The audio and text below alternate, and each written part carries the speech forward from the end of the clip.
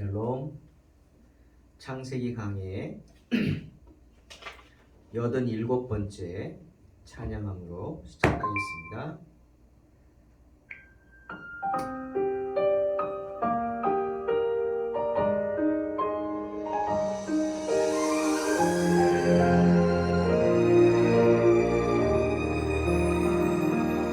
날마다 숨쉬는 순간마다 내 앞에 어려운 일 보내 주님 앞에 이 몸을 맡길 때 슬픔 없네, 두려움 없네.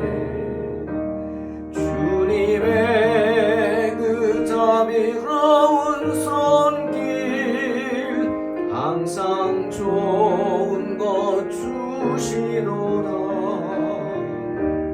사랑스레 아픔과 기쁨, 수고와 평화와 안식을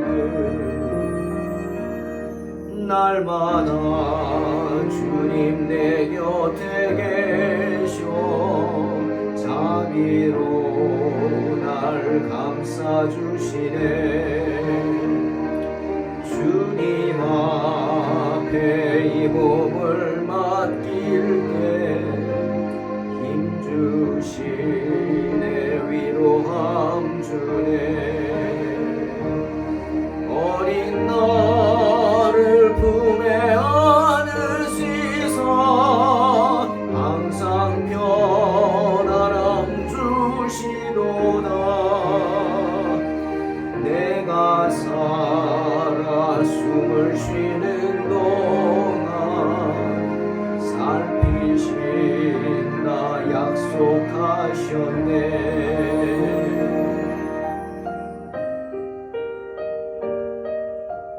너희 염려를 다 주께 맡겨버리라. 이는 저가 너희를 권고하심이니라. 베드로전서 7장.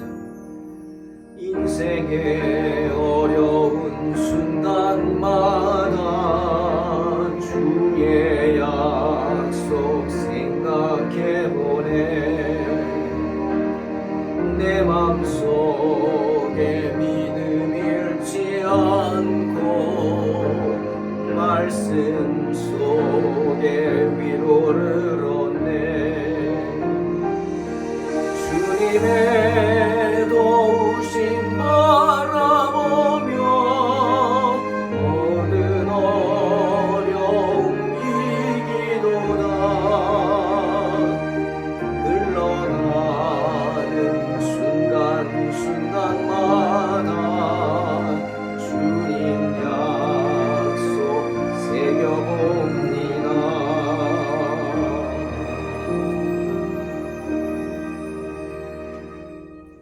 아멘. 창세기 18장 9절로 15절입니다. 공독합니다.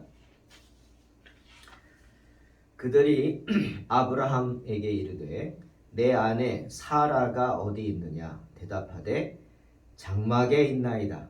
그가 이르시되 내년 이맘때 내가 반드시 내게로 돌아오리니 내 아내 사라에게 아들이 있으리라 하시니 사라가 그 뒤 장막 문에서 들었더라.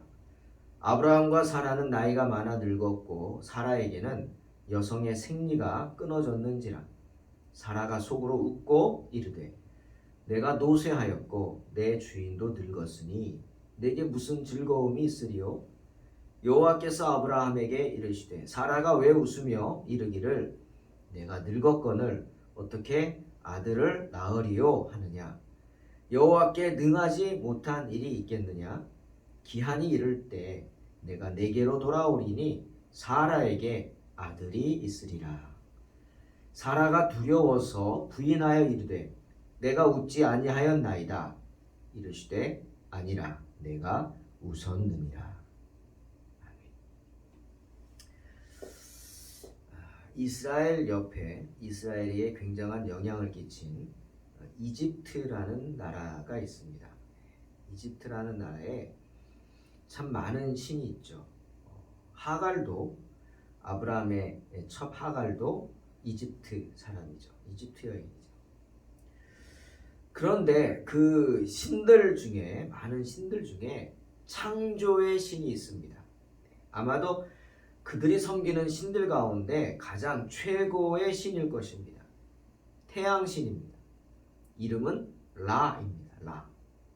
그런데 이 라 신의 형상은 다른 것이 아닌 사람의 커다란 눈 하나입니다. 눈 하나를 이렇게 큰 눈 하나를 그려놨죠. 그래서 라 신을 섬기는 성전 안을 가보면 커다란 눈이 그 안에 덩그러니 그려져 있습니다. 왜 이 사람들은 모든 것을 창조하고 모든 것을 주관하는 신의 그 형상을 눈으로 했을까? 한번 생각을 해봤습니다. 아, 그렇구나. 다 보고 있다는 것이죠. 큰 눈이 다 보고 있다는 거예요. 내가 어디서 무엇을 하든 태양신 라는 다 지켜보고 있다. 그런 뜻인 것입니다. 여러분, 그런데 성경도 주님을, 하나님을 이렇게 표현합니다. 시편 17편 8절. 나를 눈동자같이 지키시고 주의 날개 그늘 아래 감추시는 분이다 말하고 있죠. 눈동자같이 지키신다. 이 시편을 공동번역으로 읽어보면 당신의 눈동자처럼 이 몸 고이 간수해 주시고 당신의 날개 그늘 아래 숨겨주소서라고 번역하고 있습니다. 무슨 말입니까? 하나님께서 눈동자처럼 우리를 지켜보고 계신다, 그런 뜻이죠. 우리의 크고 작은 동작 하나하나, 우리의 일거수 일투족을 다 지켜보고 계신다는 뜻입니다. 그러니 어떻게 그런 하나님을 피할 수 없죠. 또한 그런 하나님을 속일 수 없습니다. 절대로 하나님을 속일 수 없죠. 왜? 하나님은 우리 마음의 중심까지도 아시는 거예요. 우리가 무슨 생각을 하시는지 입으로 뱉어내지 않은 그 생각까지도 아시는 분이 하나님이십니다. 마가복음 2장에 보면 예수님이 가버나움이라는 곳에 가셨습니다. 그런데 예수님께서 병을 고치시고 사람을 살린다 소문이 나서 엄청나게 많은 사람들이 몰려들었어요. 예수님이 가버나움의 한 집에 들어가셨는데 그 집에 사람들이 너무 몰려서 운신할 수 없을 정도였다. 즉 움직이지도 못할 정도로 사람들이 꽉 찬 거예요. 그런데 갑자기 예수님이 계시는 곳 천장이 뜯겨나갑니다. 예.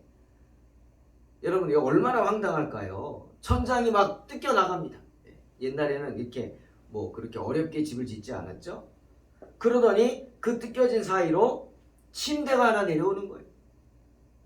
중풍병자가 그 침대에 누인 채 끈에 달려서 하늘에서 내려옵니다. 다들 깜짝 놀랬죠. 이게 뭔 일인가 당황했을 겁니다. 예수님도 당황해서 쳐다보고 계셨을 거예요. 사람들이 너무 많으니까 이 중풍병자를 주님 만나게 해야 하는데, 그래서 고침받기를 원하는데 또 고쳐주실 줄로 믿는데 다가설 수가 없습니다. 그래서 이 중풍병자와 그 가족들이 천장을 뜯은 거예요. 그래서 천장에서 달아내리는 거예요. 달아내리는 믿음이죠. 그들의 믿음을 보신 주님 어떻게 하셨어요? 중풍병자에게 이렇게 말씀하셨어요. 내 죄 사함을 받았느니라. 그러자 중풍병이 낫고 그가 고쳐졌습니다. 그런데 그 중풍병자가 고쳐졌다는 그 사실에 기뻐하고 정말 하나님께 영광을 돌려야 되는데, 그곳에 있던 이 서기관들이 사람들이 막 난리가 나니까 말은 못하고 속으로 이렇게 생각합니다. 야, 이 사람이 어찌 이렇게 말하지? 죄사함을 받았다고? 이건 신성모독이다. 오직 하나님 한 분 외에 누가 능히 죄를 사하겠냐 하면서 예수님을 비난했습니다. 속으로 그런 거예요. 겉으로 말한 게 아니에요. 내색도 하지 않은 거예요. 그냥 이 서기관들이 속으로, 야, 이거 이럴 수가 있나? 신성모독인데? 그런데 주님은 그들이 속으로 이렇게 생각하는 것도 다 아셨어요. 그리고는 묻습니다. 책망합니다. 너희가 어찌하여 이것을 마음에 생각하느냐? 책망하셨어요. 왜 그렇게 생각하느냐 이거죠. 속으로라도. 깜짝 놀랐겠죠? 그렇습니다. 주님은요, 우리의 마음속까지도 다 꿰뚫어 보고 계시는 분인 줄로 믿으시기를 주의 이름으로 축원합니다.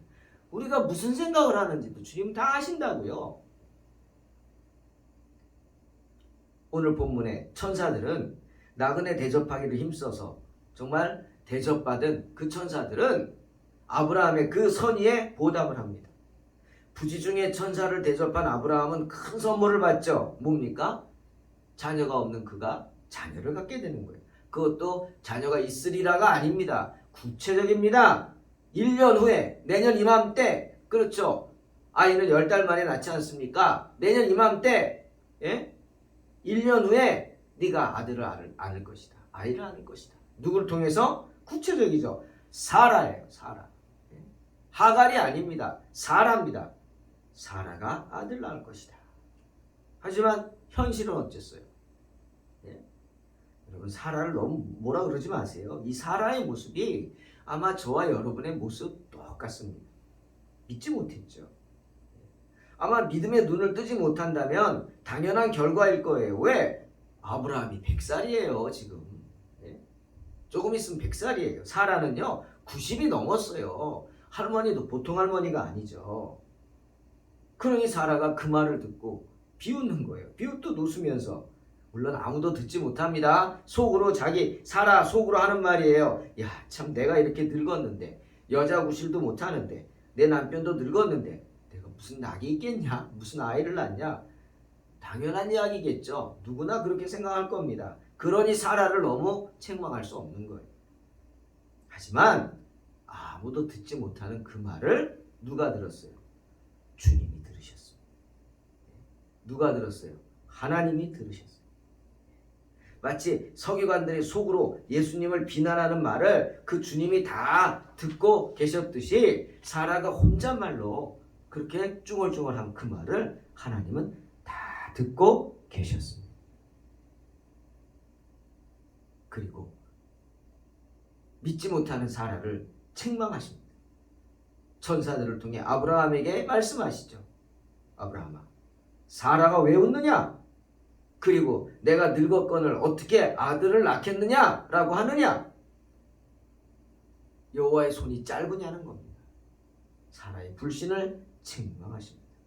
놀란 사라가 그 말을 듣고 두려워서 부인하죠. 변명하죠. 아닙니다. 내가 웃지 않았습니다.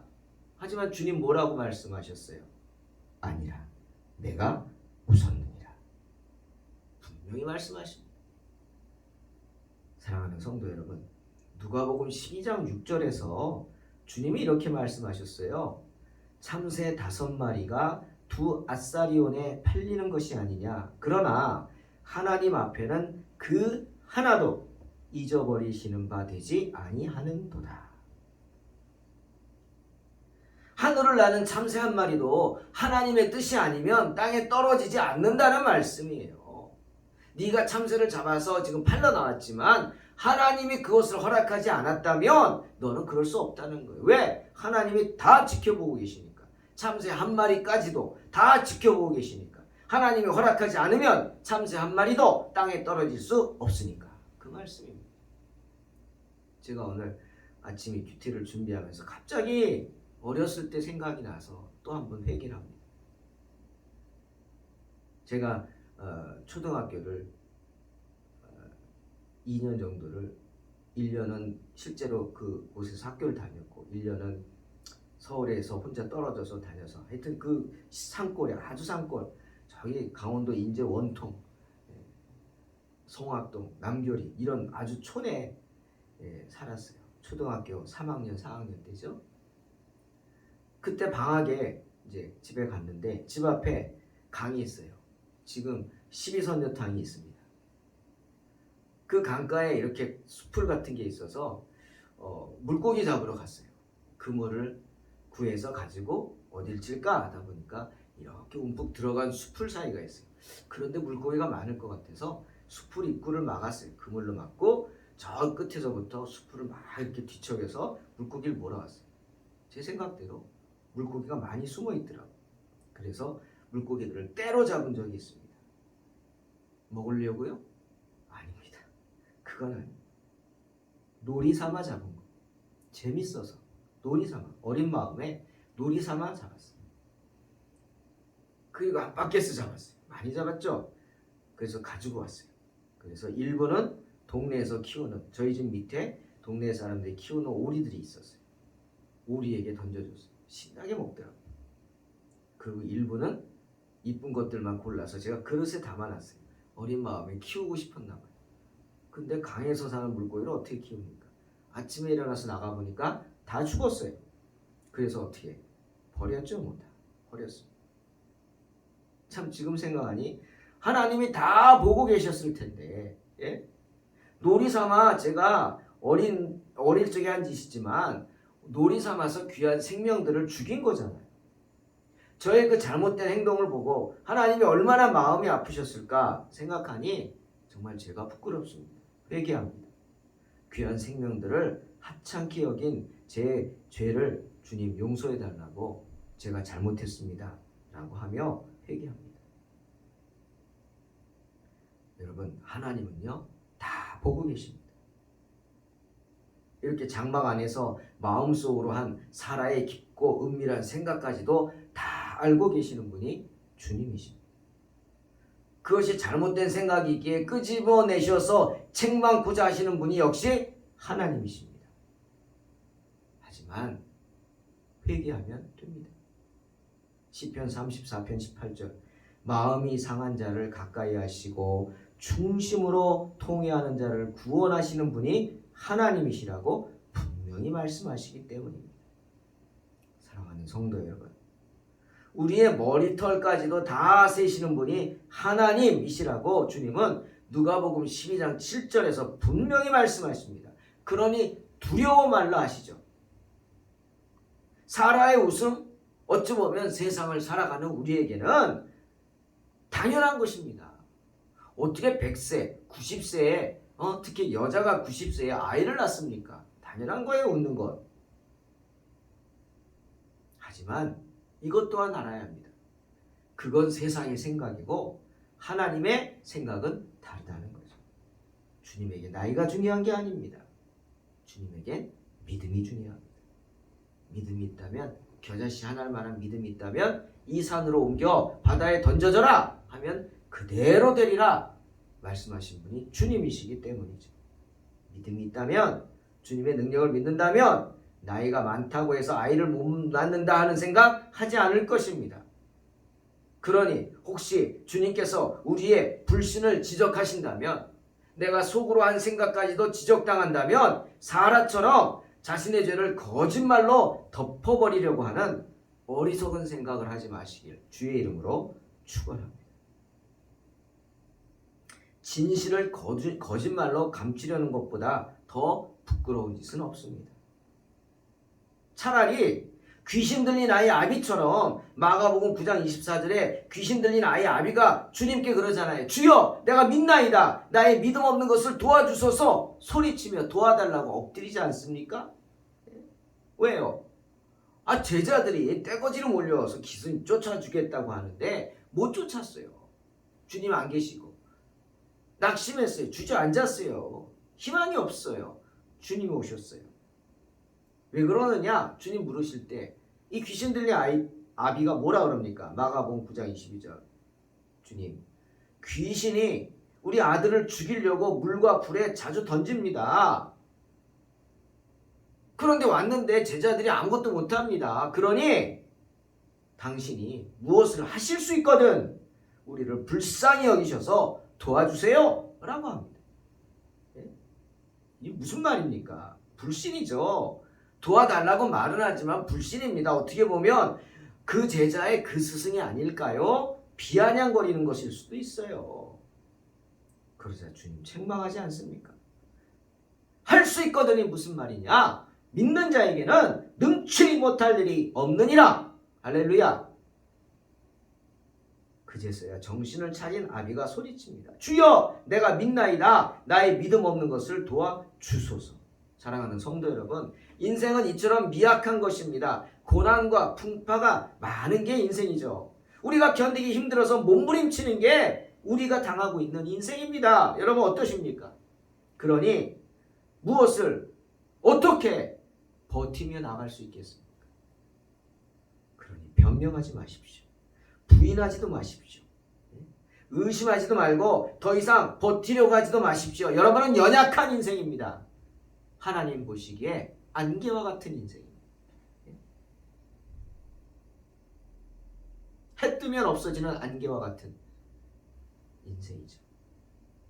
우리의 중심의 생각까지도 아시는 주님 앞에서 사라처럼 변명하고 거짓말하며 어떻게든 버티려고 하지 말고 그냥 넘어지십시오.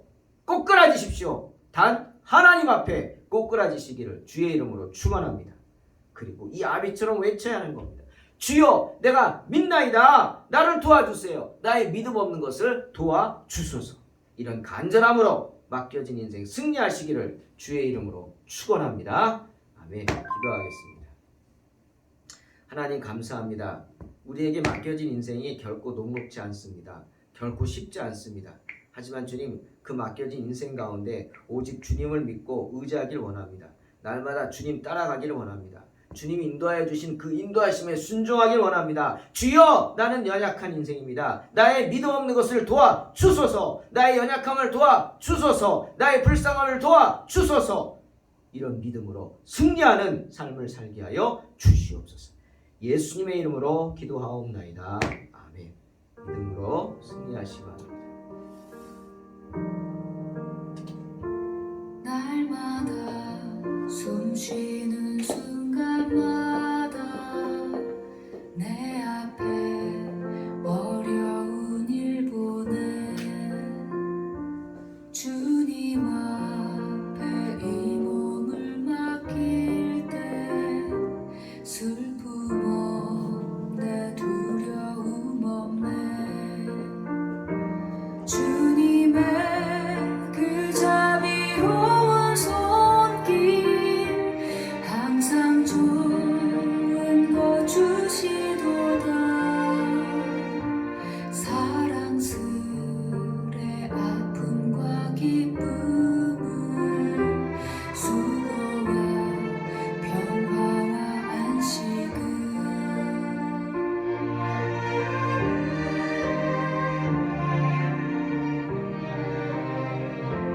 날마다 주님 내 곁에 계셔 자비로 날 감싸주시네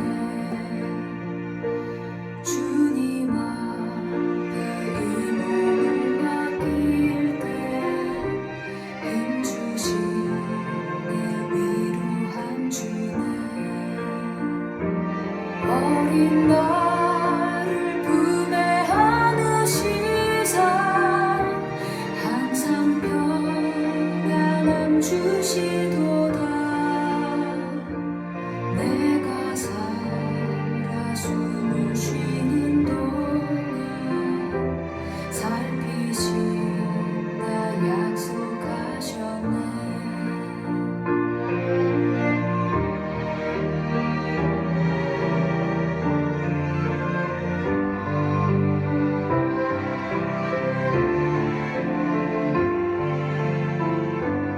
인생의 어려운 순간마다 주의 약속 생각해보네 내 맘속에 믿음 잃지 않고 말씀 속에 위로를 얻네 주님의 도우심 바라보며 모든 어려움 이기도다 흘러가는 순간순간마다